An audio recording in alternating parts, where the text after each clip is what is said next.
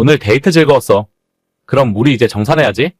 아까 저녁 밥값이 4만 원 나왔고 카페에서 2만 5천 원, 영화 보고 팝콘 먹는데 3만 원 나왔거든. 모두 합쳐서 9만 5천 원이니까 내가 좀 더 낼 테니 자기는 4만 5천 원만 보내주면 돼. 알겠어. 지금 오빠 통장으로 입금할게. 근데 매번 만날 때마다 이렇게 따로 돈 보내는 것도 귀찮은데 우리 차라리 그냥 데이트 통장을 하나 만들까? 데이트 통장? 그게 뭔데? 아, 오빠는 모르는구나? 요즘 많이 하는 거라던데 통장 하나 만들어서 둘이서 매달 일정 금액 돈 넣어두고 그 안에서 데이트 비용 쓰는 거야. 그런 좋은 게 있었어? 내일 당장 통장 만들러 가야겠네. 그래, 그럼 매번 데이트할 때마다 영수증 챙겨서 계산 안 해도 되고 오빠도 나한테 돈 보내라 할 필요 없으니까 서로 편하고 좋은 거지. 알겠어. 우리 자기 엄청 똑똑하네. 완전 똑 부러져서 결혼하면 살림도 엄청 잘할 것 같다. 뭐래? 아무튼 오늘 재미있게 잘 놀았어. 저는 29살, 남자친구는 33, 4살 차이 연인이었습니다. 연애를 시작한 지는 1년이 되었는데 남자친구가 조금 다른 사람들과 차이가 있었어요. 남부럽지 않은 회사를 다니는 중이고 집도 평범한 중산층 정도는 되어 보였는데 이상하게 처음 만났을 때부터 돈에 집착하는 모습을 느낄 수 있었습니다. 남자친구는 계산을 확실하게 하는 것이 좋다면서 반반 더치페이 하기를 항상 강조했었고 그나마 저한테는 선물도 사주거나 호의를 베푸는 경우가 많지만 다른 사람들에게는 너무하다 싶을 정도로 빡빡하게 구는 모습이 일상이었어요.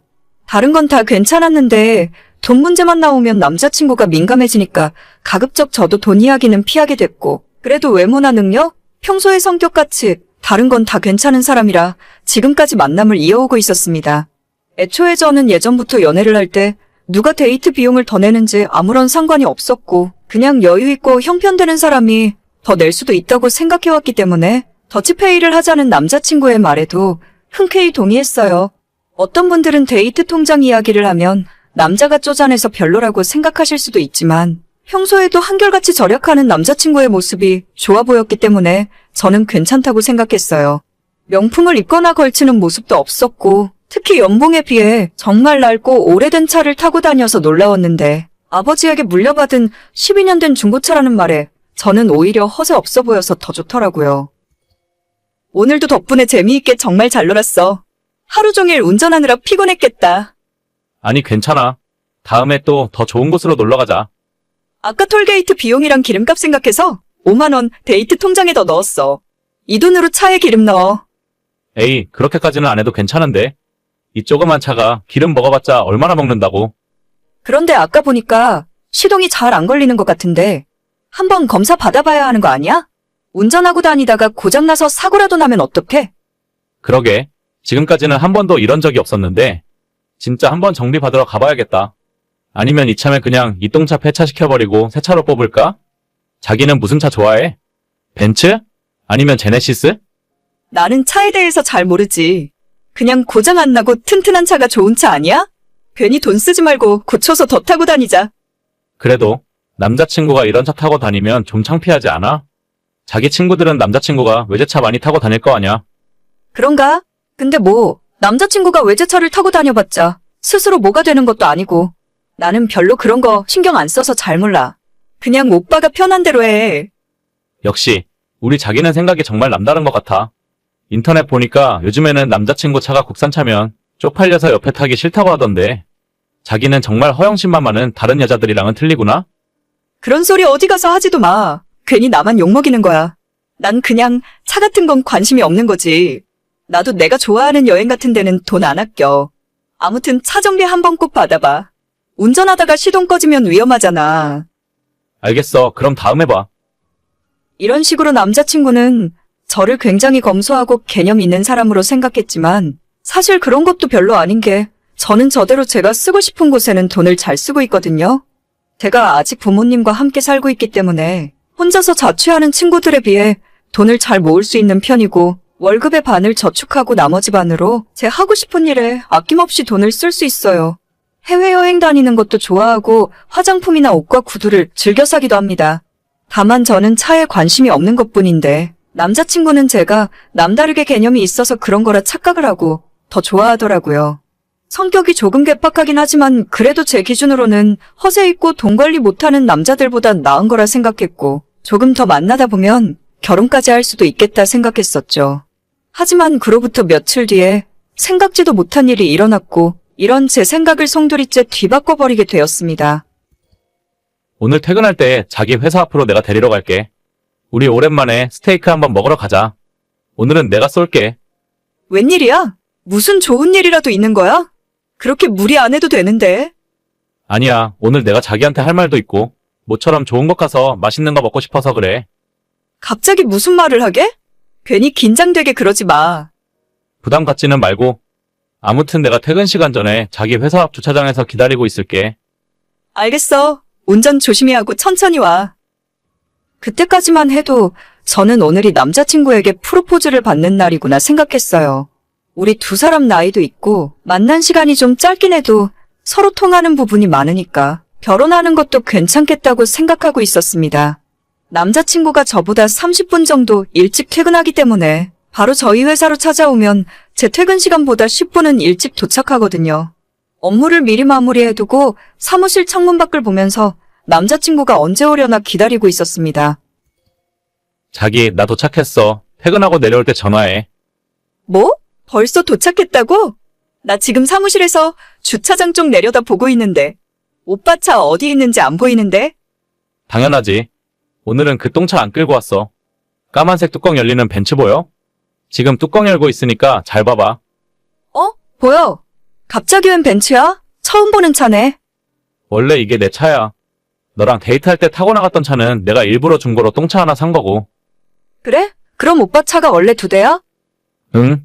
요즘은 하도 이상한 된장녀들이 많아서 처음부터 벤츠 타고 나가면 돈 많은 남자 물어서 팔자 고쳐보려는 사람들이 많더라고. 그래서 일부러 똥차 하나 사서 된장녀인지 아닌지 테스트하는 거야. 테스트를 한다고? 일부러 1년 동안 나를 속이고 있던 거야? 속인 건 아니고. 그래도 자기는 내가 더치페이 하자고 해도 아무 말 안 했고 내가 똥차 끌고 나타났을 때도 창피하지 않았잖아.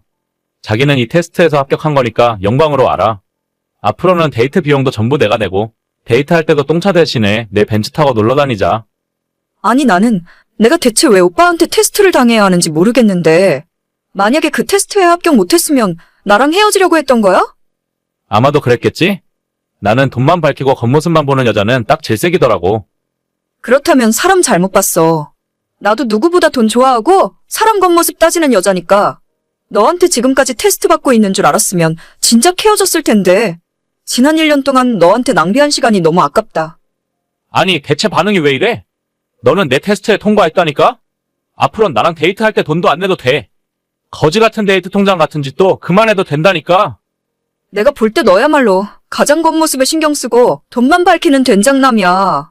평소 생각하는 건 좀 이상해도 성실하고 진실된 사람인 줄 알았는데 그마저도 아니었으면 더 이상 우리가 만날 이유가 없는 것 같아. 여기서 헤어지자. 네 테스트 합격할 만한 다른 여자 찾아봐. 나는 그쪽 기준에 맞는 여자가 아닌 것 같네. 아니, 대체 뭐가 문제인데? 너는 이미 합격했다니까? 내 벤츠 타고 스테이크 먹으러 가야지. 지금까지 1년 동안 감쪽같이 저를 속이고 있다는 것이 너무나도 괘씸했어요. 지가 대체 돈이 많으면 얼마나 많길래 이런 못된 짓을 하는지 모르겠습니다. 아무래도 좋은 직업이고 돈을 잘 벌고 있으니 주변에서 돈 보고 접근하는 여자들이 많이 있었겠죠. 하지만 이런 식으로 1년 동안 거짓말을 하면서 만난다면 그 전까지의 시간이 무슨 의미가 있는 건지 모르겠어요. 아무리 그 의도가 좋다고 해도 저는 그 장단에 놀아줄 생각 없고 제가 누군가에게 테스트를 받을 이유도 전혀 없다고 생각합니다. 합격했다고 하면 제가 감격해서 눈물이라도 흘릴 줄 알았나 보죠? 지금이 쌍팔년도 시절도 아니고 어제까지 멀쩡히 데이트하던 남자가 갑자기 벤츠 타고 나타났다고 어떤 여자가 좋아라 하겠습니까? 그냥 날 가지고 놀았구나, 속았구나 하는 생각만 들겠죠. 뒤늦게 잘못했다고 빌고 저희 회사 앞으로 몇 번이나 찾아왔지만 한 번도 만나주지 않았어요. 절대 다시 만날 생각 없고 저를 1년이나 농락했다는 점에서 다신 이 사람을 믿고 사랑할 수 없을 것 같네요. 너희들 결혼 준비는 잘 되어가고 있니? 요즘 통 소식이 없어서 걱정이네. 처음부터 결혼 준비는 우리가 알아서 한다고 했잖아. 너무 걱정하지 마. 그래도 하나밖에 없는 아들이 장가가는데 어떻게 우리가 아무 걱정이 없을 수가 있니? 지금까지 키워주고 대학까지 공부만 할 수 있게 뒷바라지 해줬잖아. 이 정도만 해도 감사한 일이라니까? 엄마 아빠 노후 준비도 해야 하는데 괜히 부담드리고 싶지 않아서 그래.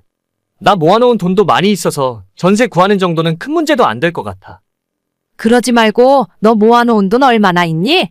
어제 아빠랑 이야기를 좀 해봤는데 너가 전세 구할 돈에 우리가 모자란 돈을 보태주면 25평 아파트 정도는 살 수 있지 않을까? 솔직히 내가 모아놓은 돈이 그렇게 많지는 않아. 주식이랑 다 팔면 2억 정도 있을 것 같은데. 그럼 우리가 2억을 보태줄게. 아까 아빠랑 낮에 부동산 좀 다녀왔는데 25평짜리면 5억이 안 되더라. 모자란 돈은 대출 조금 받으면 되니까 너희들이 아예 집을 사고 시작했으면 좋겠어. 그렇게까지 큰돈 해줄 필요 없어. 엄마 아빠 노후도 생각해야지. 우리는 그 정도로 큰 문제 안 돼. 엄마 아빠가 살아보니까 집이 있고 없고가 정말 중요하더라. 2년 살고 집주인이 나가라고 하면 얼마나 서러운데. 그건 그렇긴 하지. 그래도 그렇게 큰 돈은 부담스러워서. 부모 자식 간에 부담스러울 게 뭐가 있어? 거절하는 것도 한두 번이어야지. 자꾸 그러면 예의가 아닌 거야. 아빠랑 이야기 다 끝내놨으니까 주말에 같이 부동산에 한번 가보자. 금매로 나온 건 4억 5천짜리도 있더라고. 알겠어. 고마워요. 너무 무리하진 않아도 되는데.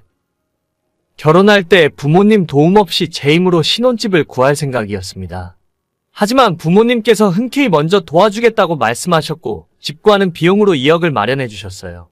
저희 부모님이 평생 열심히 사셨고 나름 재산도 모아놓으셨지만 두 분 은퇴하시면 노후 생활도 생각해야 하는데 2억이라는 돈이 결코 적지 않았습니다. 저는 사실 전세에서 시작해도 된다고 생각했는데 부모님께서 끝까지 거절하지 말라며 돈을 보태주시더라고요. 자기야, 우리 신혼집 있잖아. 생각 좀 해봤어? 나는 굳이 비싼 아파트 안 가도 돼. 빌라에서 전세로 시작해도 괜찮을 것 같더라고. 저번에 보니까 요즘 빌라도 깔끔하게 잘 지었더라. 그게 말이지, 우리 그냥 아파트를 사버릴까? 아파트? 아파트를 사면 나야 좋긴 한데 돈이 너무 많이 필요하잖아. 대출을 처음부터 많이 받으면 조금 힘들어지지 않겠어? 지난주에 부모님이랑 같이 부동산을 좀 돌아다녔는데 아빠가 2억을 지원해 주시겠대. 괜히 전세 들어가지 말고 집을 사는 게 어떻겠냐고 하시더라. 2억이나? 아버님께서? 일단 감사하긴 한데 너무 큰 돈을 주시는 거 아니야? 처음에도 이야기했지만 우리 집은 결혼할 때 뭔가 보태줄 상황이 못 되는데. 괜찮아. 그런 건 신경 쓸 필요 없어. 우리 부모님도 다 알고 계시고 상관없다고 하셨으니까. 그냥 우리가 전세로 시작하는 것보다는 집을 갖고 시작하면 훨씬 나을 것 같다고 생각해서 해주신다고 한 거야. 나야 집을 해주신다고 하면 감사한 일이긴 한데 혼수도 더 많이 해가야 할 것 같고 여러모로 부담이 많이 되는 것도 사실이야. 우리 집이 안 그래도 형편이 많이 기울어 있는데. 그런 거 아니라니까? 부담스럽게 생각 안 해도 돼. 혼수도 원래 우리가 하기로 했던 만큼만 하자. 살면서 필요한 건 하나씩 채워가도 되니까. 나 진짜 결혼 잘하는 것 같아. 오빠한테도 잘하고 아버님 어머님께도 잘할게. 됐네요. 우리 싸우지 말고 행복하게 살자. 그렇게 저희는 부모님 도움으로 결혼할 때 아파트를 살 수 있었고 실제 필요한 돈은 2억 5천 조금 넘었는데 전액을 부모님께서 지원해 주셨어요. 대출 없이 집을 갖고 시작한다는 건 실제로 엄청난 이득이더라고요. 빨리 집을 사야 한다는 압박감도 없었고 매달 나가는 대출금도 없으니 생활에 여유가 많이 생기게 되었습니다. 게다가 작년에는 아파트 값이 갑자기 크게 오르는 바람에 저희 부부에게 큰 기쁨이 찾아오기도 했어요. 여보, 오늘 아침에 봤어? 우리 아파트 신고가 또 올랐어. 이제 8억이래. 진짜 이게 무슨 일이야?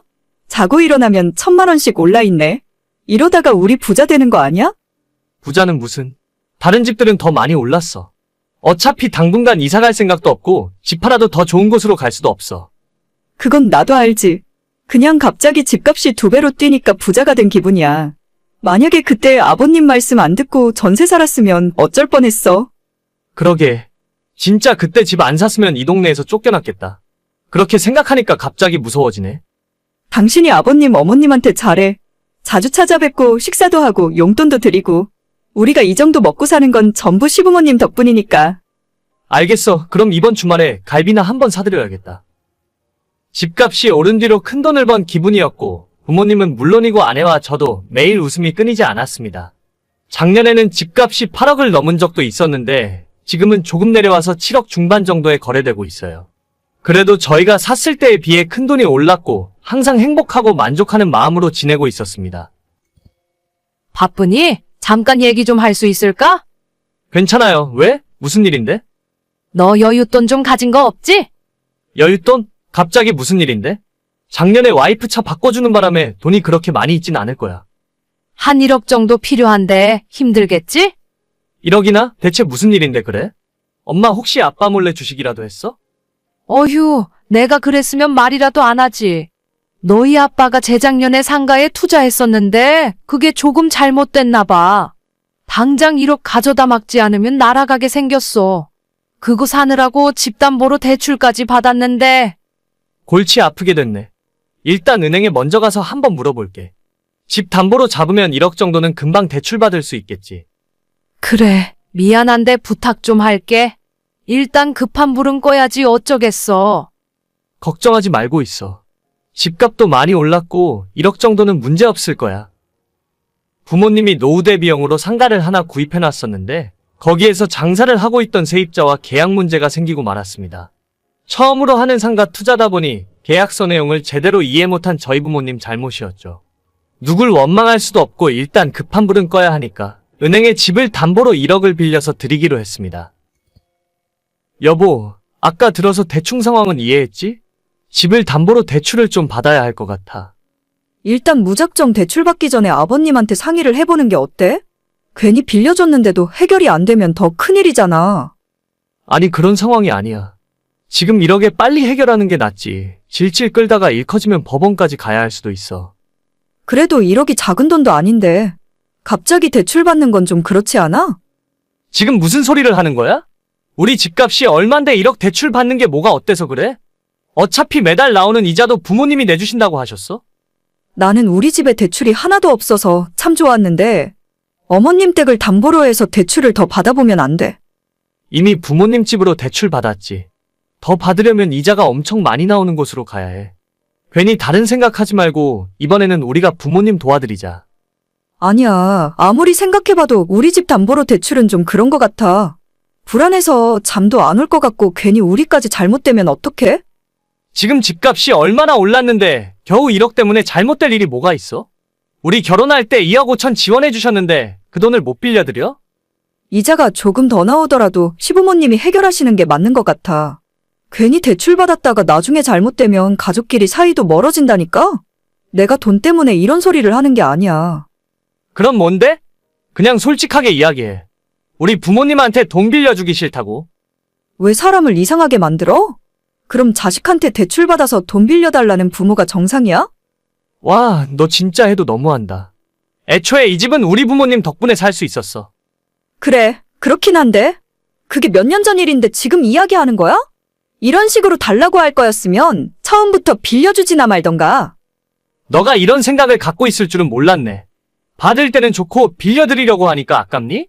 이 집이 너 거 같아? 그럼 내 집이지. 솔직히 말해서 시부모님 집은 아니잖아. 자식한테 한 번 해줬으면 그만인데 뭘 구질구질하게 돌려달라고 하시는 거야?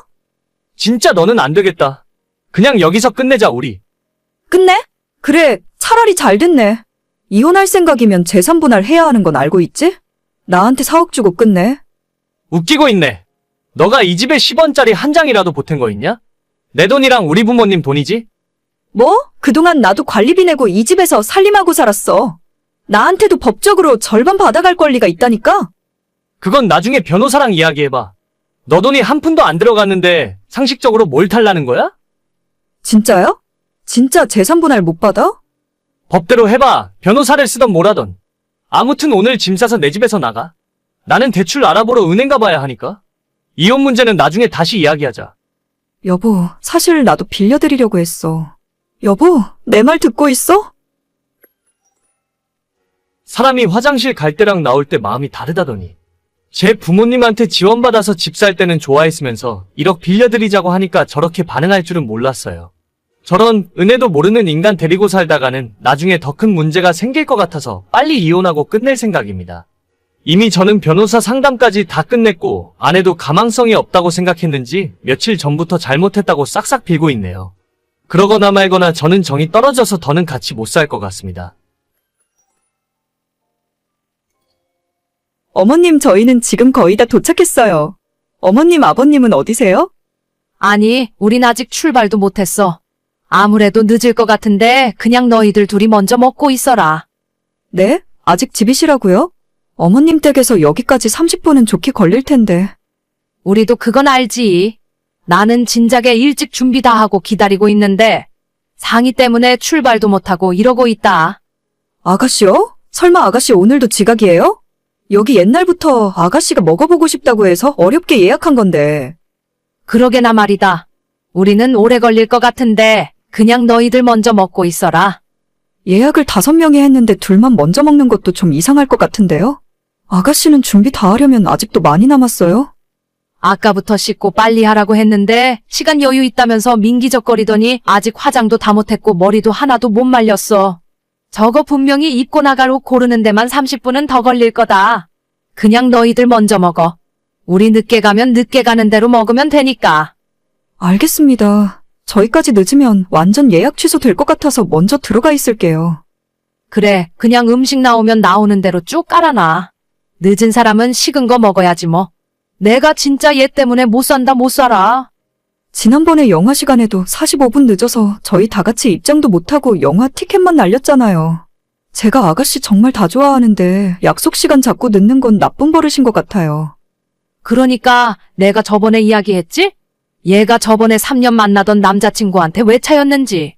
결혼 승낙 받겠다고 남자친구 부모님이랑 저녁 약속 해놨으면서 그걸 1시간 늦게 지각했으니 안 차이고 배겨? 얘는 결혼하면 안 되는 애야. 내가 사돈 될 사람들한테 너무 미안해서 시집을 보낼 수가 없어. 아가씨도 그때 한번 크게 당했으면 안 그럴 것 같은데 앞으로 점점 나아지겠죠. 얘는 안 돼. 안 되는 애야.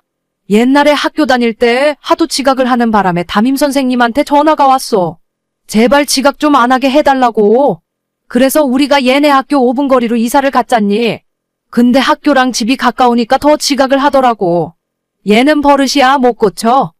어휴 진짜 큰일이네. 어머님 저희는 지금 식당 도착했어요. 저희가 예약한 게 코스 요리라서 바로 음식이 다 준비될 거라는데 어쩌죠? 어쩌긴 뭘 어째. 너희들 둘이서 그냥 천천히 나오는 대로 먹고 있어. 우리는 다 식어 빠진 거 먹으면 되니까 딸 교육 잘못 시킨 내가 잘못이지. 네, 최대한 음식을 천천히 준비해달라고 말해볼게요. 어휴, 내가 진짜 못 살아. 남편에게는 나이 차이가 많이 나는 여동생이 하나 있습니다. 남편과 8살 차이고 저와도 6살이나 차이가 나기 때문에 처음에는 이 집안에 시집와서 귀여운 여동생이 하나 생겼다라는 기분이었어요. 집안의 막둥이라 그런가 조금 이기적이고 배려하는 성격이 부족한 것 같았지만 아직 어리니 그럴 수도 있다 생각했었죠. 그런 사소한 것보다 정말 큰 문제는 신우의 시도 때도 없는 지각하는 버릇이었습니다. 이미 회사도 2번이나 지각 문제로 해고당한 경력이 있고 무슨 약속을 하건 30분 늦는 건 기본이에요. 기다리는 사람들은 애가 타고 몸이 달아도 정작 본인은 천하태평이고 하나도 서두르지 않는다는 점이 더 화가 납니다. 언제 한번 지각하는 버릇 때문에 크게 후회할 일이 생길 거라 생각하고 있었는데 바로 얼마 전 여름 휴가 때 생각지도 못한 사건이 터지게 되었어요. 내일 아침 9시 반 비행기인 건 알고 계시죠? 공항에 일찍 도착해야 하니까 6시에 출발할 거예요. 저희 집에서 5시 40분에 나올 거고 시댁에 도착하면 6시 될 거니까 준비 다 하시고 내려오시면 돼요. 그래 알겠다. 6시 전까지 준비 다 해놓고 있을게. 여권도 다 챙기셨죠? 오늘 주무시기 전에 빠진 건 없는지 다시 한번 체크하세요. 우리가 해외여행 한두 번 가는 줄 알아요? 새언니 아무 걱정하지 마요. 야, 너는 내일 진짜 늦으면 우리가 놓고 간다. 엄마랑 아빠도 내일 제가 또 늑장 부리면 그냥 놔두고 내려와. 쟤는 공항까지 택시를 타고 따라오던지 알아서 하라 그래. 뭐? 오빠 지금 말 다 했어? 내가 늑장 부리긴 언제 늑장 부렸다고 그래? 너가 그런 게 어디 한두 번이냐? 이젠 지긋지긋하다. 너 맨날 지각하는 버릇 때문에 회사도 잘리고 만나던 남자한테도 차였잖아. 내일 모레면 나이 30인데 진짜 이제는 정신 좀 차리고 살아라. 와, 진짜 말 심하게 하네? 내가 늦으면 뭐 얼마나 늦었다고 그래? 그리고 내가 늦게 다녀서 오빠한테 피해준 거 있어? 피해준 게 없긴 왜 없냐? 내가 하나하나 다 얘기해줘. 자, 다들 그만해. 상의도 그만하고 상민이도 거기까지 해라. 이 정도 이야기했으면 다 알아들었겠지. 엄마, 내가 알아듣긴 뭘 알아들어? 오빠가 나한테 한 이야기 못 들었어? 애초에 너가 늦게 다니지 않았으면 그런 말 안 들어도 되잖아. 아유, 그만 좀 말해도. 내일 즐거운 가족 여행 가는데 벌써부터 그럴 거야? 아무튼 내일 아침 6시까지 우리는 준비 다 하고 기다릴 테니까 너희들도 준비 잘해서 와라. 네, 알겠습니다. 올해가 아버님 칠순이시라 겸사겸사 시댁 식구 가족여행으로 지난 여름 휴가에 일본 여행을 다 같이 다녀오게 되었어요. 시댁 식구들과 같이 여행 가는 건 처음이었는데 설마 이번에도 신우가 지각을 할까 싶었지만 역시나였습니다. 남편과 저는 예정된 시간보다 10분 일찍 시댁에 도착했고 전화를 해보니 신우가 방금 전 잠에서 일어나서 화장실에 들어가 있다 하더라고요. 세수도 하지 않았고 아직 아무런 준비도 하지 않고 있다는 말에 남편도 저도 화가 나서 어머님, 아버님 먼저 내려오시라고 했어요. 그리고 저희는 시부모님만 태우고 공항으로 출발해버렸습니다. 잠시 후에 식구들 전화기가 모두 울렸지만 아무도 신우의 전화를 받지 않았죠. 아니, 진짜 나 빼고 다 출발한 거야? 진짜 이러는 게 어딨어? 그러니까 너가 일찍 일어나서 준비를 했어야지. 너 하나 때문에 우리가 모두 비행기 놓치면 되겠어? 나는 혼자 어쩌라고? 공항까지 나 혼자 어떻게 가는데? 혼자 택시 타고 와. 지금 출발하면 비행기 시간에는 안 늦을 거 아니야? 나 아직 화장도 못했는데 어떻게 나가?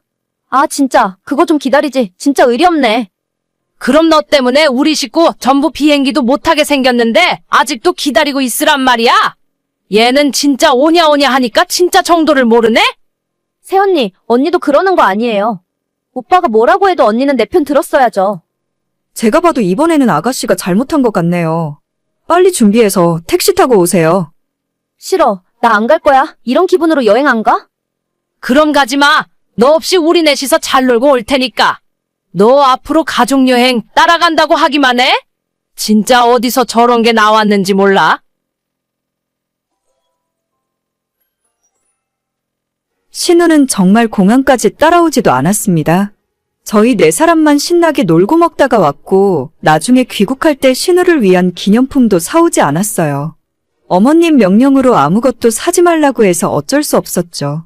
조금 잔인하다 싶기도 한데 이번 일을 계기로 신우가 지각하는 버릇을 고쳤으면 좋겠습니다. 나이도 먹을 만큼 먹었는데 매일 지각하는 사람에게는 아무도 친하게 지내고 싶어 하지 않을 거예요.